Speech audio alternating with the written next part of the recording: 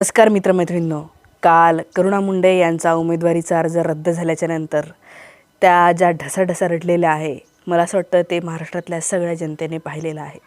अत्यंत वाईट वाटत होतं त्यांचं ते रडणं पाहून. रडता रडता त्या म्हणाल्या की माझा पती राक्षस आहे, मी त्याला 26 वर्ष आपलं रक्त पाजलं आणि त्यांनी माझा घात केला.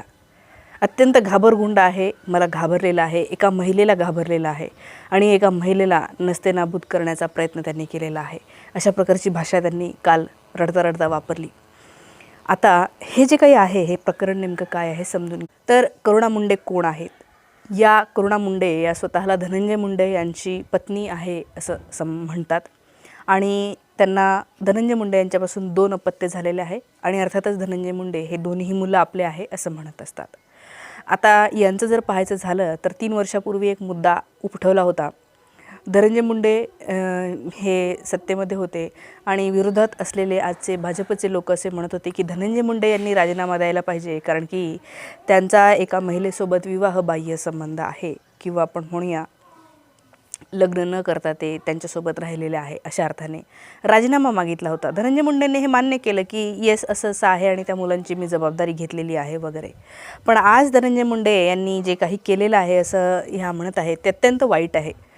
म्हणजे त्यांचं काय बिघडलं आपल्याला माहीत नाही, त्यांचं पर्सनल काय नेमकं झालेलं आहे आपल्याला माहिती नाही. मग आता करुणा मुंडे यांना कायम हे वाटतं की आपल्यासोबत खूप मोठा धोका झालेला आहे.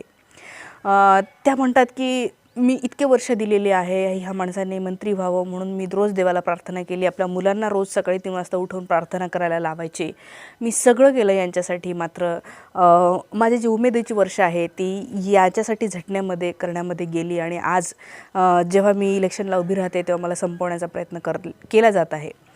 या करुणा मुंडे धनंजय मुंडे यांच्या विरोधामध्येच उभे राहणार होत्या, परळी बीड मतदारसंघामधूनच. आणि यांचं असं म्हणणं होतं की इथे गुंडगिरी वाढलेली आहे, अन्याय वाढलेला आणि तो मला काहीही करून बंद करायचा आहे, थांबवायचा आहे. त्या राजकारणामध्ये आलेल्या गेल्या 3-4 वर्षापासून त्या परळीमध्ये फिरत होत्या, परळीतल्या लोकांना काहीतरी सांगण्याचा प्रयत्न करत होत्या आणि खूप त्यांनी भरपूर जे आहे ते लोकसंग्रह जमवण्याचा प्रयत्न केला. आणि हे सगळं करून झालं काय, तर उमेदवारी अर्ज भरल्याच्या नंतर छाननी प्रक्रियेमधून जेव्हा शेवटी निकाल येतो की बाबा तुमचा अर्ज जो आहे तो व्हॅलिड कन्सिडर केला आहे की नाही, तर त्याच्यामध्ये जो आहे तो त्यांचा अर्ज बाद ठरवला गेला आहे.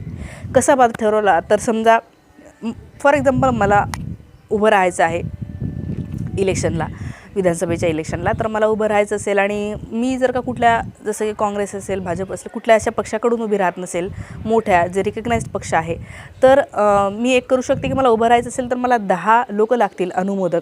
या 10 अनुमोदकांनी सही करायला लागते की येस ही आमच्या मतदारसंघामधली आहे आणि असं असं उभं राहणार आहे वगैरे, ज्या अर्थाने परमिशन आपण म्हणूया की आम्ही विश्वास दर्शवतो यांच्याप्रती. तर असे 10 अनुमोदक यांनी घेतले होते आणि या 10 अनुमोदकापैकी एक अनुमोदकाने शेवटी वेळेवर असं सांगितलं इलेक्शन कमिशनला की ही सही मी केलेली नाही आहे. खरं तर त्या सह्या त्यांनीच केलेलं तसं करुणा मुंडे यांचं म्हणणं आहे. मात्र वेळेवर त्यांना खरेदी केलं, फूस लावली, धमकी दाखवली किंवा भीती दाखवली असेल, काहीही असू शकतं. हे सगळं करून जे आहे ते धनंजय मुंडे यांनी डाव रचला की करुणा मुंडे यांच्या विरोधामध्ये लढणार नाही, जेणेकरून त्याच्या खूप चर्चा झाल्या असत्या, भाषणामध्ये त्या काय काय बोलल्या असत्या, खूप काही गोष्टी बाहेर आल्या असत्या. मात्र ते सगळं होऊ नये म्हणून हे सगळं केलं गेलं आहे असं यांचं म्हणणं आहे. फार वाईट पद्धतीने ते रडत होते आणि त्यातलं जे काही मला जाणवलं की एकतर महाराष्ट्रामध्ये महिला राजकारणामध्ये फार कमी उतरतात. ज्या काही उतरत आहेत तर मला असं वाटतं की त्यांना इलेक्शन लढू दिलं पाहिजे. आता अर्थातच काही वेगळ्या समजा भाजपमध्ये आहेत, इतर अशा अनेक पक्षांमध्ये आहेत, तर सगळ्या पक्षामध्ये महिला आल्या पाहिजे असं मला तर वाटतं. आणि या सगळ्या महिलांकडे बघत असताना काही महिलांचे चेहरे हे आश्वासक आहेत, तसं यांचा चेहरा, यांचं जे काही बोलणं, चेहरा म्हणण्यापेक्षा हे ज्या काही बोलतात, ज्या काही सांगतात की मी अन्याय सहन नाही करणार, कुणावरही अन्याय होऊ नये अशा प्रकारे मला काम करायचं आहे.